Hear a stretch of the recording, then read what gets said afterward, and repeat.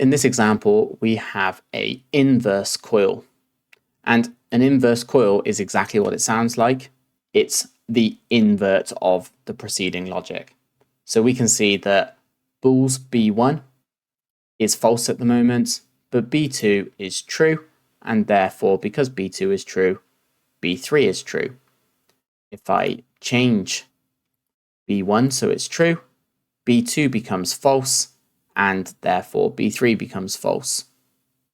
Now, personally, I wouldn't use inverse coils. They do have their place, but they can make things very, very complicated. Personally, what I would do is change this to a standard coil, and I would put in a not, which is in the instructions palette, in bit logic operations, and not.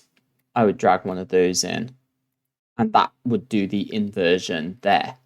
So if I load this in now, we can see that this not gate is performing the inversion, and modify to a 0.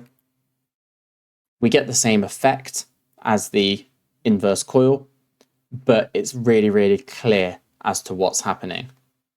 Again, inverse coils have their place, but I prefer this method to inverting the output.